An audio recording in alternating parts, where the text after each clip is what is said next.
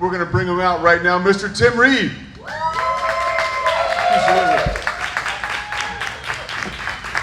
are people out there.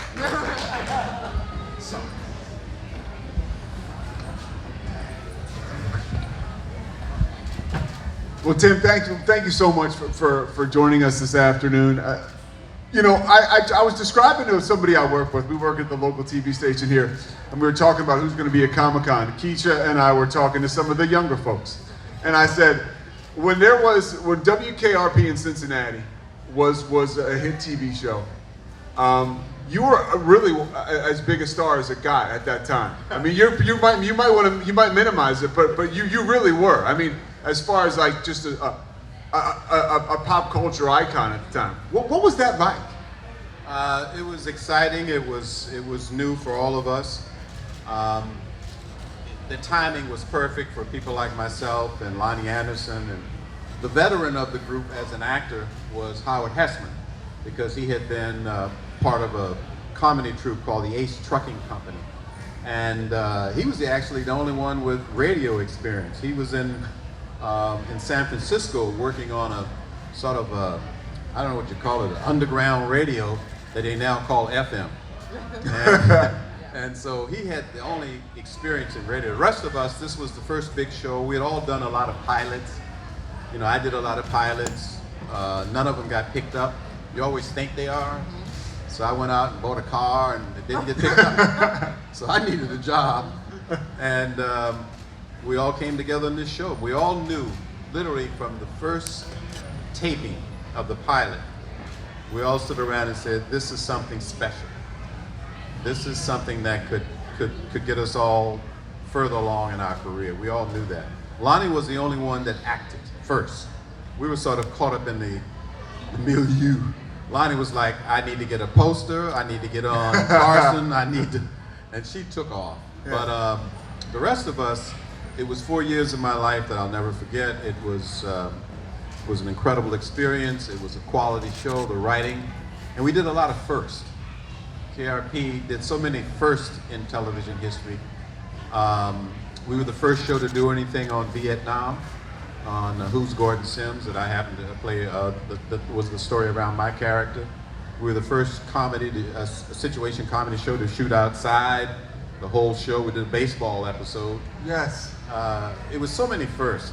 We were the first show that really do serious episodes. We did a thing on the Who concert where some people had been killed. People got crushed. Yeah. Yeah. And everything we did caused issues with the network. That's why we only stayed on 4 years.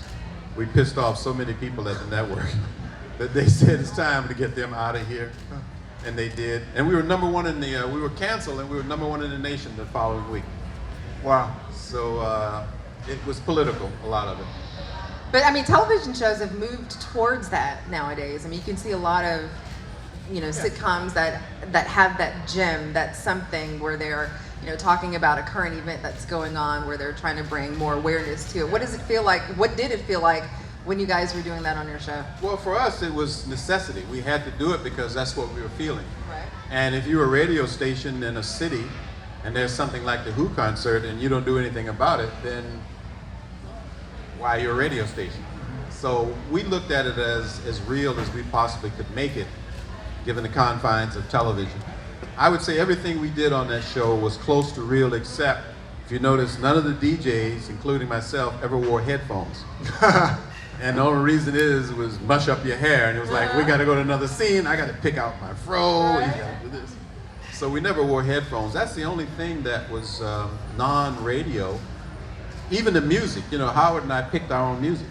Really? Yeah, we got 2 gold records. We got one, we broke Blondie's Heart of Glass. Then we broke After the Love Is Gone by Earth, Wind and Fire.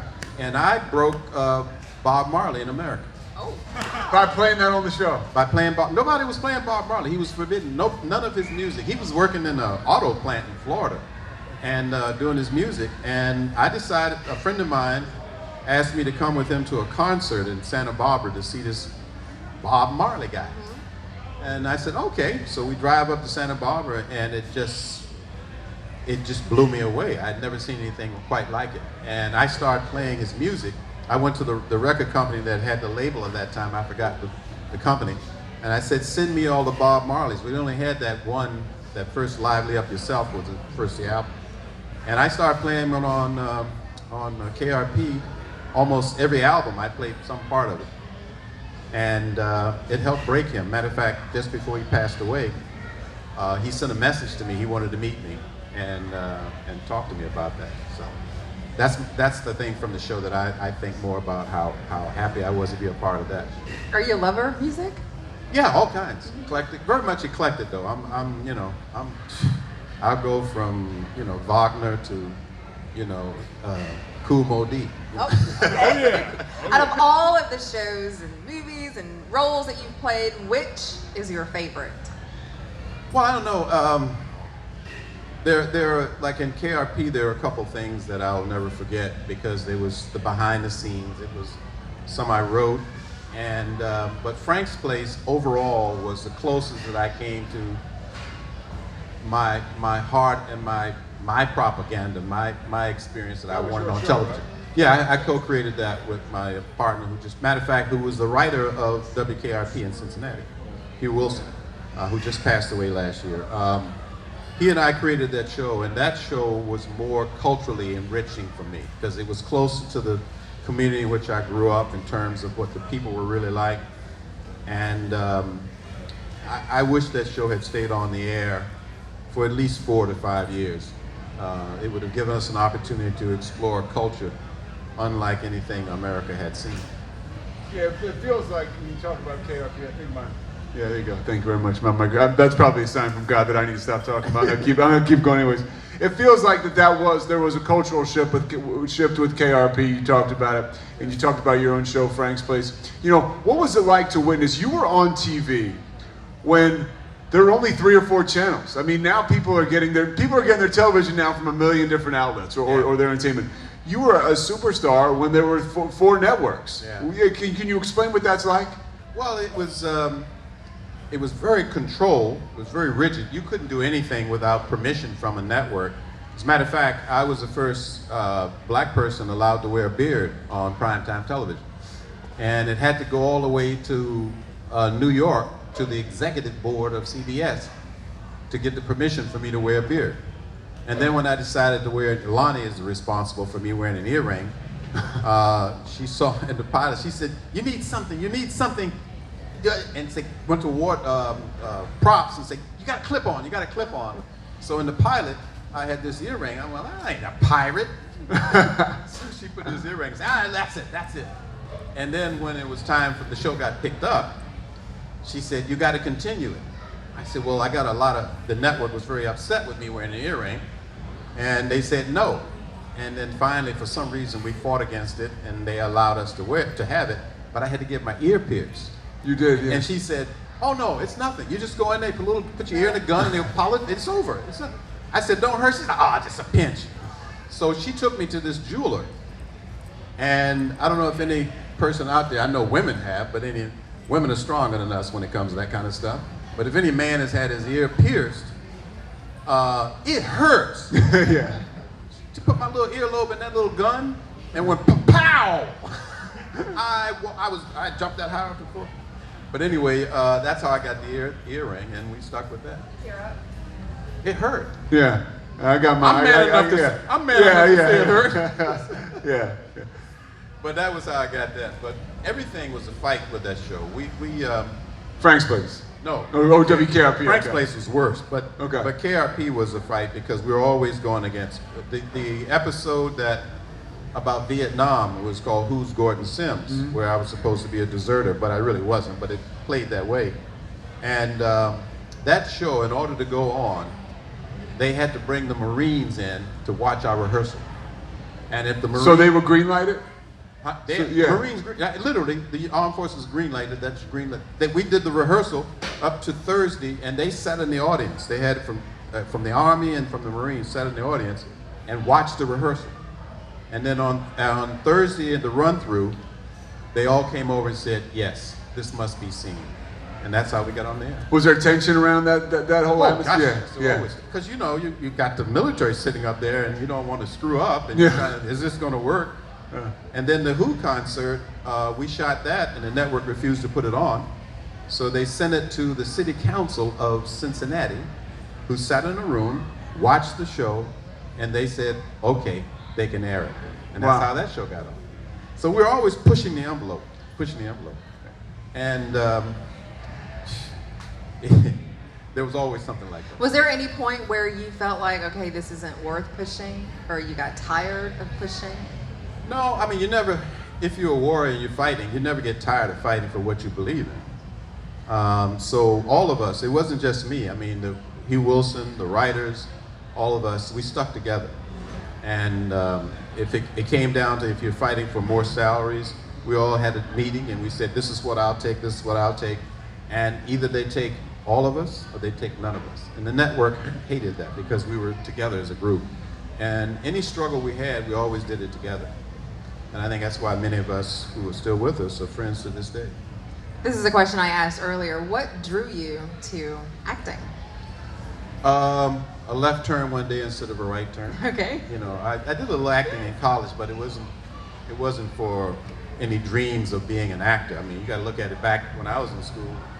There were no whole lot of careers for people of color, and you know, there were like 5 people that you knew. Everybody knew the 5 people, and so one day I was working in my new job. I graduated from school and I was working for DuPont as a management training, and I met a guy, a white Italian guy named Tom Dreesen, who was in the JCs. You were always encouraged to do social work with the community. So I decided to join the JCs, Junior Chamber of Commerce. And they had a meeting the night I joined, and they said, we're gonna do an anti-drug program to take to elementary schools because we want to get these kids early. And both myself and the people who were interested had had some experience with either family members, in my case, stepfather who was a heroin addict. And you go, well, I want to say something because I know how my life was because of it. So I said, I want to join. And the guy says, well, I got everybody, but I'll put you down as an alternate. And the next day, the guy who was there got a job and he couldn't do it. So they called me and said, would you do this? So this white Italian guy and myself went out to schools and started talking about the ills of drug abuse with young kids. And finally, one kid said one day, you guys are funny, you ought to be a comedy team. Yeah, and we all looked at each other and said, yeah, we are funny. So that night we went to a bar, we were sitting down drinking. A lot starts when you're sitting down drinking. And so he looked at me and said, you thinking what I'm thinking? I go, yeah, want to try? And 6 months later we walked on stage, and that was 50 years ago. Wow. This year is the 50th year that we've both been in show business. All right. That's how it started, stand-up comedy, and then I got into acting, you know. You know, you had a stand-up comedy background, right? Yeah, Yeah. my partner and I, we were the first and only black and white comedy team in the history of America. We were together for 6 years. We worked all those clubs back then. There were no comedy stores. We worked the Playboy circuit. We did the old David Frost show, and we struggled and finally decided after about 5 or 6 years that I was going to starve to death doing this. So I decided to quit and go into acting, and I moved to Hollywood, and the rest is history. What is, you know, your career was a storied career, is a storied career. What was your favorite part? I mean, you played so many different roles, and you've been on both sides of the camera. What's been your favorite part? I haven't had it yet. You know, I'm still looking for that favorite part. I enjoyed certainly enjoyed KRP, but in a series you have to be careful because you take on the character. At some point in the series, after about a year or two, where the difference between the real you and the character you're playing, they become one. You even dress like the character, you begin to act like the character, and so, and when it's over, it's scary. You know, after 4 years, they said, you guys are fired, go somewhere else. And you're saying, oh my God, but I'm Venus flytrap.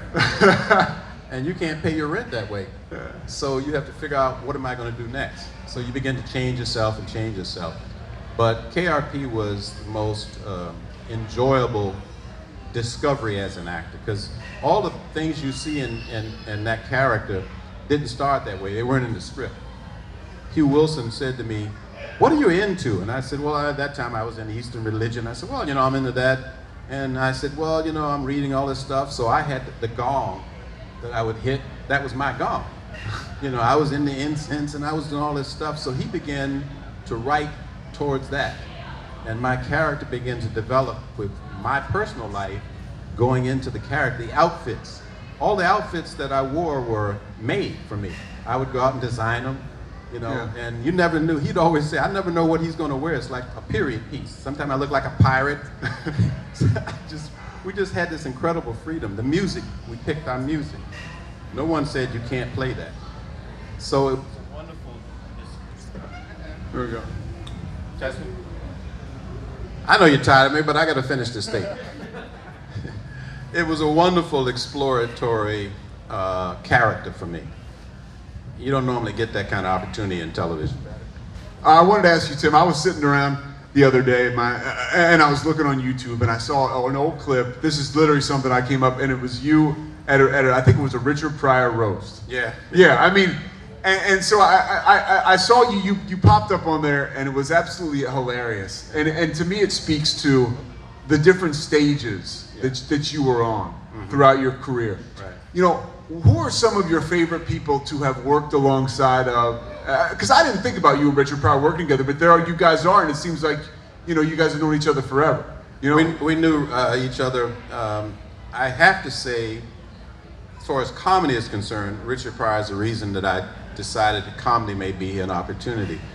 And I tell anybody out there, no matter what you're doing, believe in dreams. You know, the world we live in today almost eliminates the reason to dream. The world we live in today discourages young people or old people, anybody, from dreaming. But I'm one of those people that believes completely in dreams. As Jiminy the Cricket said, dreams come true. yeah. You know, dreams do come true. If I told you how many times a simple dream that I had became true, I can tell you right now that I would say the number of times that my dreams didn't come true are less than 20%. Less than 20%. Now the question is, be careful. I mean, not the question, the statement is, be careful what you ask for, because you'll get it. You know, we all believe, we're all Christians, but we don't believe the word. The word says, ask and it shall be given. You know, but you got to know how to ask for it, and you got to be active. I say that to say that New Year's Eve in 1969, my first wife and I moved to Chicago to work for DuPont. Well, New Year's, I moved in 68, but in 69, New Year's Eve, I'm sitting in my house and I said, I opened the paper and Richard Pryor is playing at a club called Mr. Kelly's, one of the finest clubs in the history of show business. Everybody from Barbra Streisand to Sammy, everybody worked this club. And it said, Richard Pryor, New Year's Eve at Mr. Kelly's. I look at my wife, I said, let's go see Richard Pryor. She said, okay. And that's like 5 o'clock. We get ourselves together, we get in the car, and I'm driving down to Mr. Kelly. I don't know you gotta have reservations, that people have made them a year in advance. New Year's Eve, right? It's Yeah. 9 degrees below zero. We get in the car, we drive down Chicago. We'd see lines around the block at 9 degrees below zero trying to get into Mr. Kelly's. I'm going, well, I don't want to stand in line. And they said, well, look for a parking. Every sign says no parking, full, full.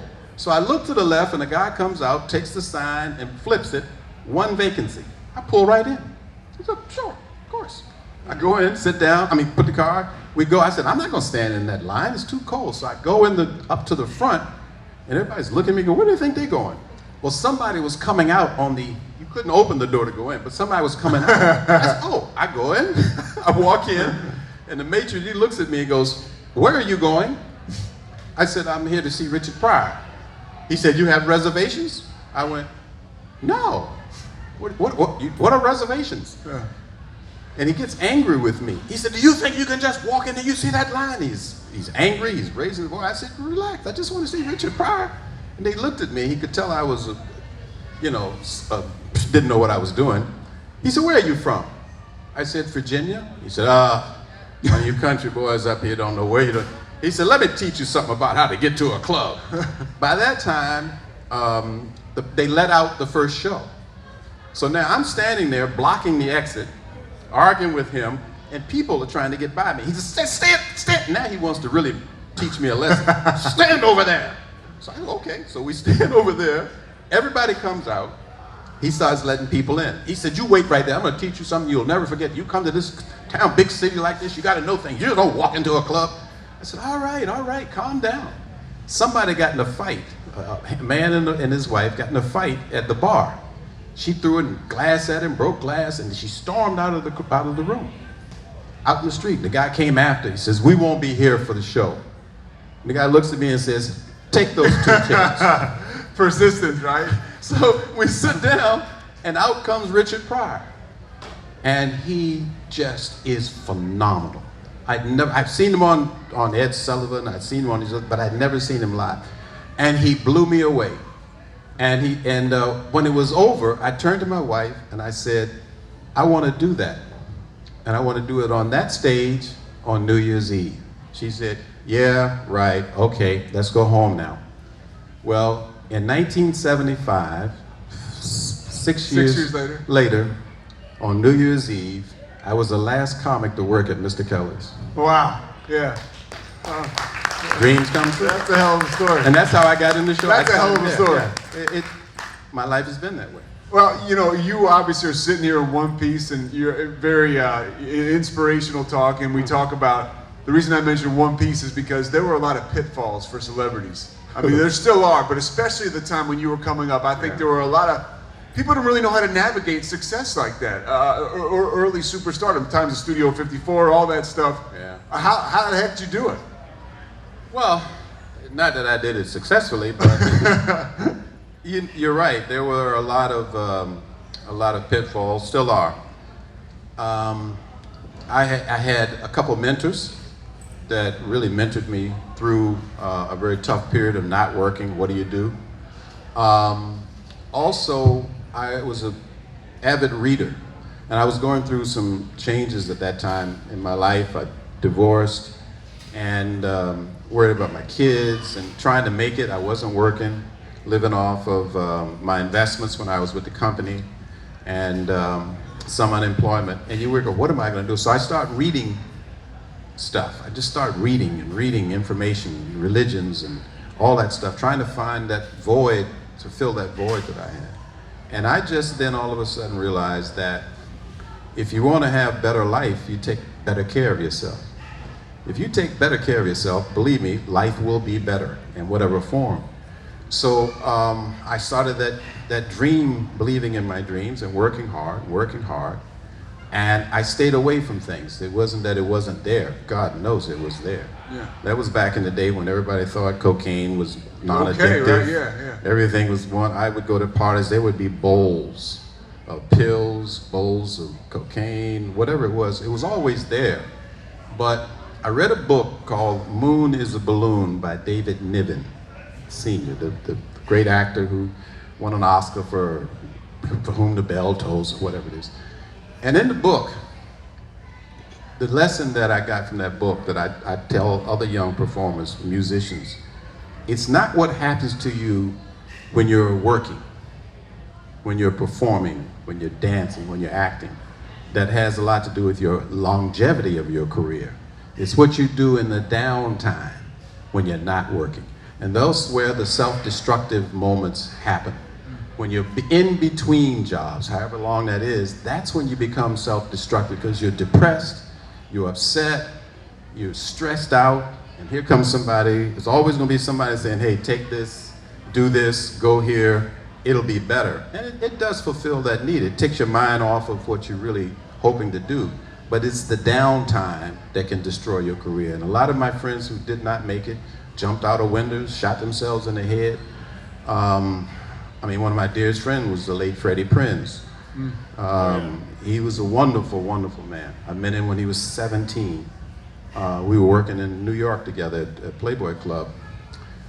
As successful as he was, and he was very successful, a lot more successful than I was when he did Chico and the Man, you know, he took his life.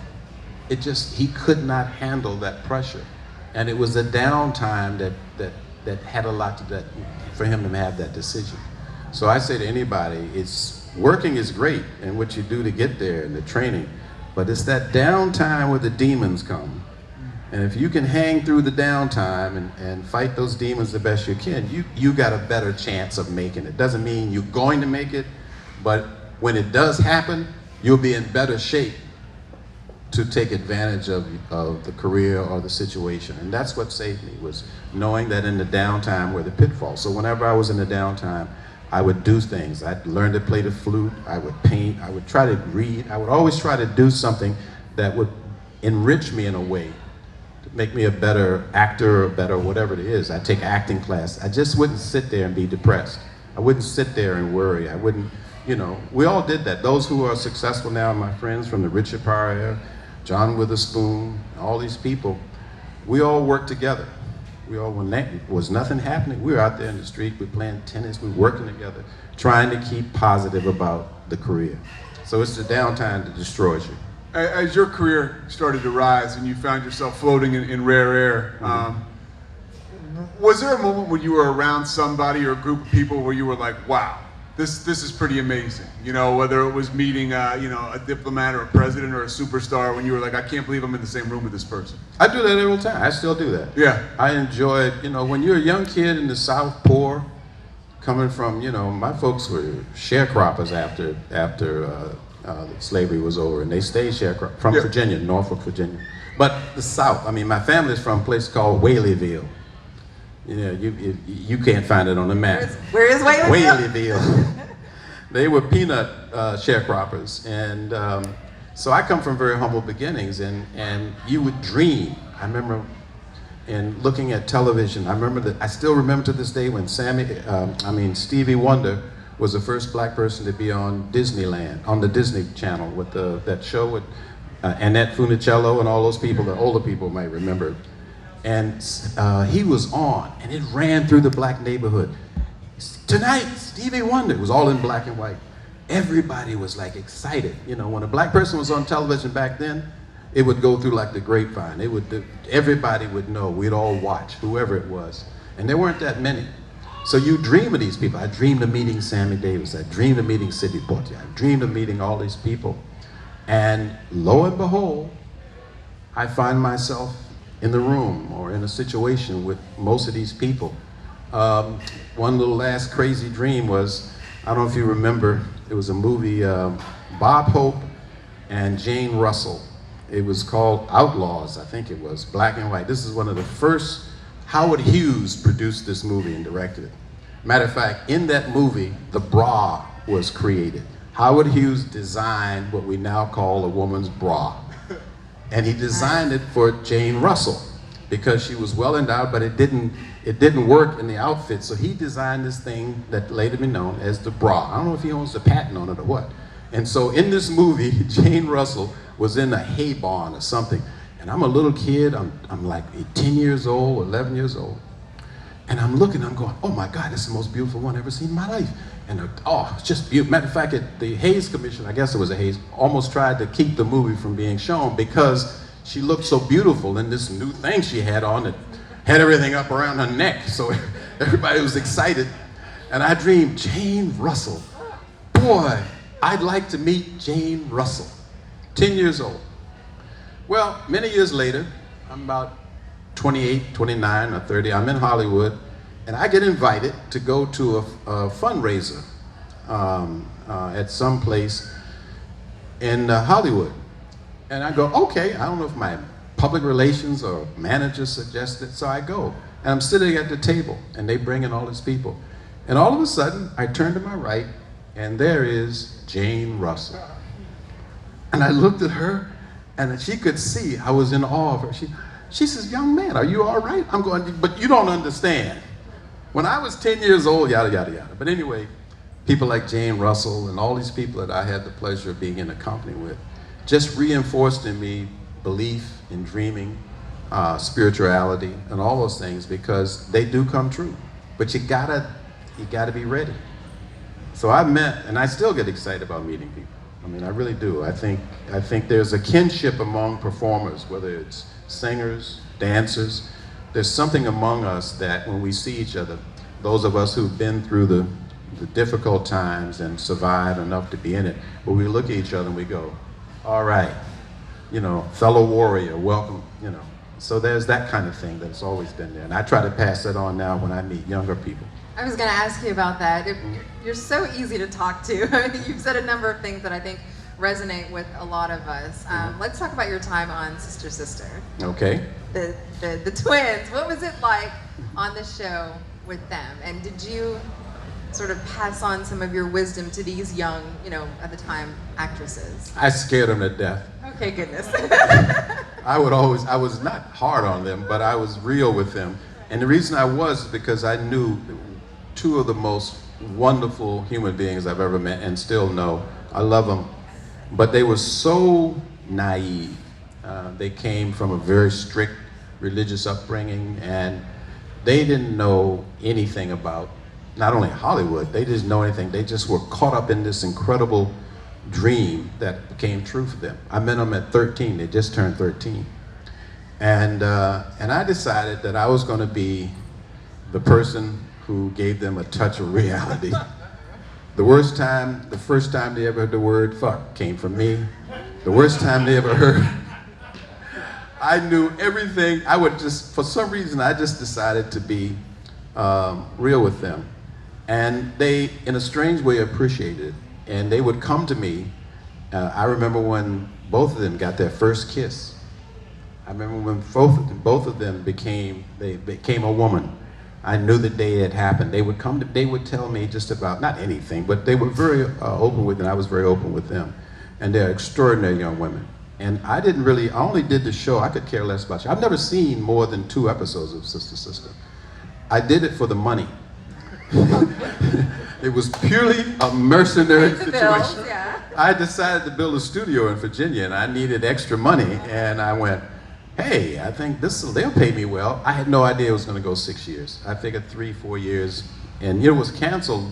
I think the first year after on ABC, we were canceled, and we went to WB, because this new network started.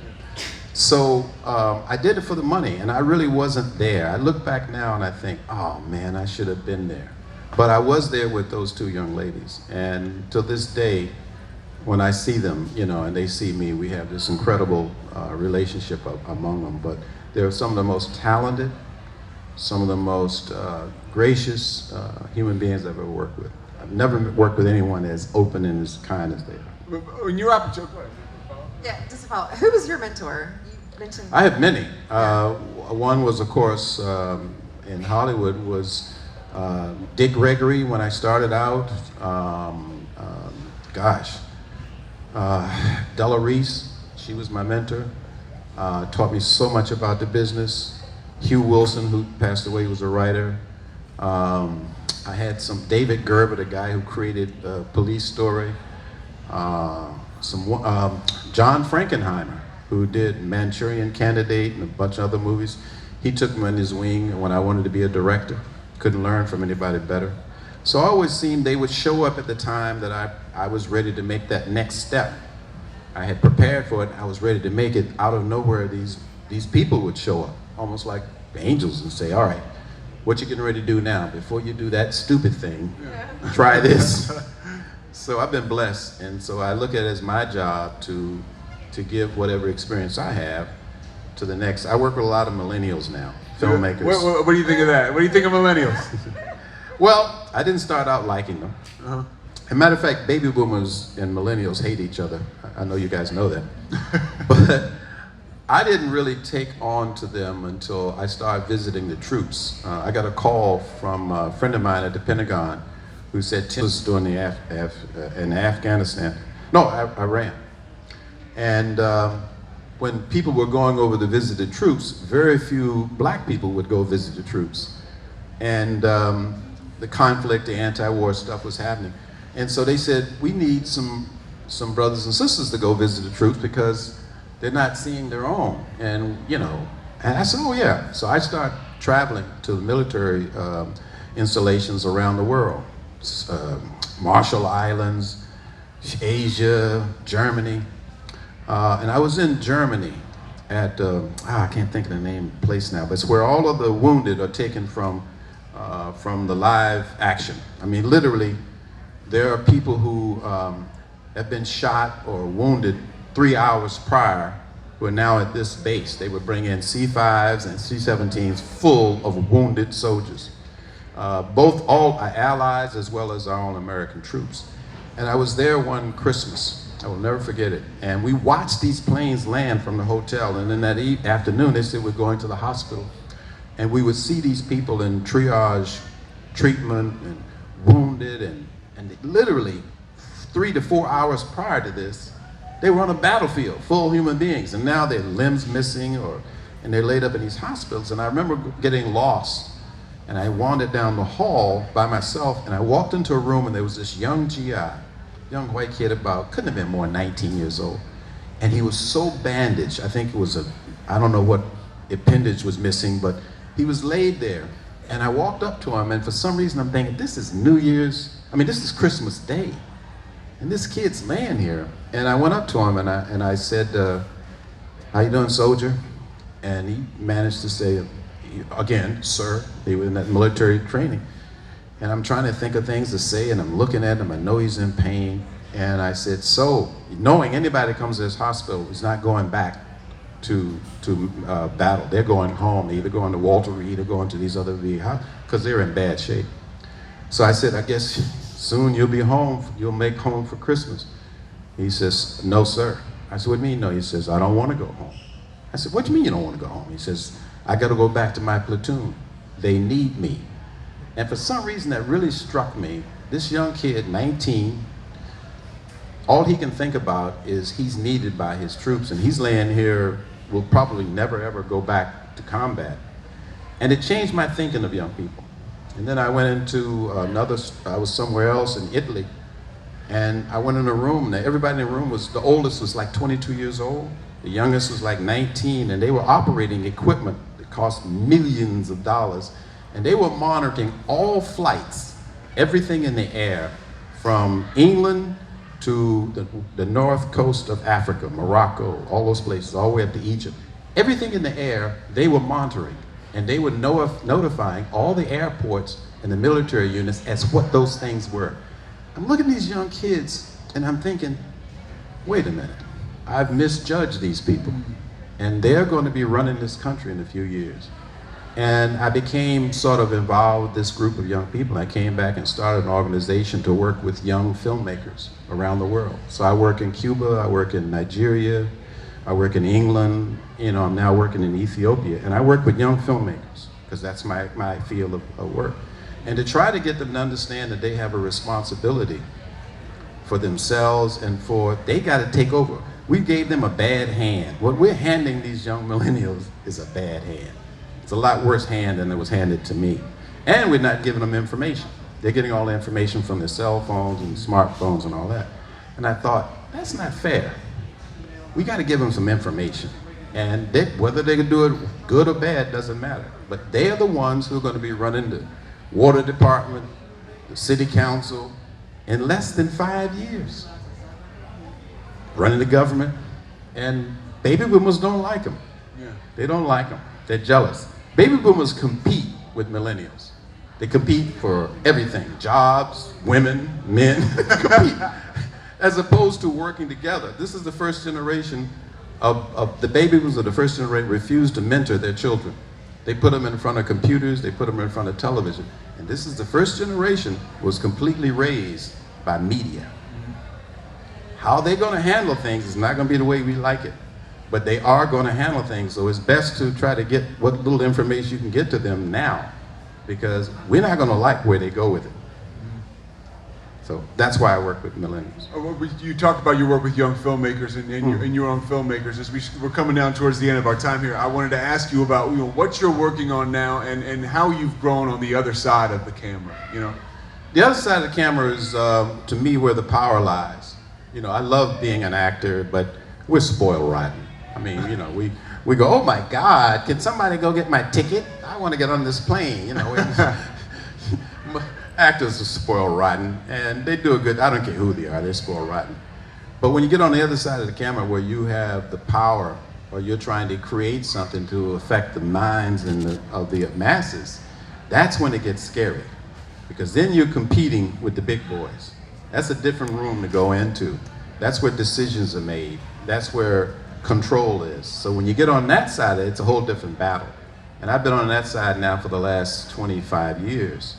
And it is a blood sport. There's no kidding at the top. You get in that room, it's a blood sport. It ain't no nice, it ain't no fair. It's a blood sport because we're creating content that controls the world. We're creating content that controls what everybody thinks about each other, other races, religion. Whatever we create and throw out there in media, documentaries, and movies, and sitcoms affects the masses. So if you get an opportunity to create that or to come up with that, you better be serious about what you're doing because it is a blood sport. They will take you out. And I don't mean literally, but sometimes even literally. Yeah. So that's why I work with young people. Let them know that it's serious. It ain't no plaything. If you get power, if you can create an image that will affect the minds of people in this room or anywhere else, it is your responsibility to have a point of view. It may not be my point of view, and I may not even like it, but you better have a point of view. It's not just about the money. It's about the hearts and minds of the people. That's what media does. That's why when somebody wants to take over a country or a town, the first thing they do is control the media, shut down the internet so that they can control the message to the people. And if you're in the business of creating content, you have to take it. I don't care if it's art. You look at paintings, whatever you can create, you have to have a purpose and a point of view. What content are you creating right now? What can we find your stuff? Where can we find your stuff? What are you working on? Right now I'm working on documentaries, primarily with the young folks that I've been working with for the past few years. And we're going to create our own channel, probably launched in February, called Legacy Media International TV. Huh? Yes, Yeah, 2020. All documentaries? No, it's Okay. going to be a more cultural, what's the word? I guess it's the history and culture and lifestyles of the African diaspora wherever they may go. Okay. I mean, not just here in America. I mean, what the effect that the Ethiopian community has had in Korea. Most people don't know that the Ethiopian population was the major fighting force in Korea during the Korean conflict. It wasn't just us. Korea and Ethiopians were so effective that most South Koreans give Ethiopia the credit for saving them. And they've got automatic citizenship. Most people don't know that Ethiopians fought in our War of Independence in 1976. The first battle won, Knox Crossing, was won by a group of what they call the Abyssinians, about 1,500 Ethiopians in 1775. They stayed here and went up to a place called Harlem and created the Abyssinian Baptist Church. So people of African descent, wherever we have gone, have had an effect on culture, history, either positively or negatively, doesn't matter. So I think it's time now that we begin to, it's not really changing history, it's just bringing out of the shadows more involvement as to why things are the way they are now. And so this channel will be more about culture, but also exciting culture, not just on this day this happened. But we'll talk about wars, we'll talk about things that have gone on that's multiracial. It's not just from one black point of view, it's how we have interacted as people. This race thing has been going on for a long time, this ain't new. And even before the transatlantic slave trade, it was going on. So, but we don't think about it in terms of how it has affected us individually, culturally, around the world. So that's what it's going to be, some drama, some documentaries, some entertainment, and hopefully we'll launch in February. Well, Tim, I can't thank you enough. I would agree that we're all better off for this conversation, man. That was awesome. We really appreciate it. So put your hands together for Tim Reid one last time. Thank you. Yeah. Thanks a lot, guys, and thank you very much, Tim.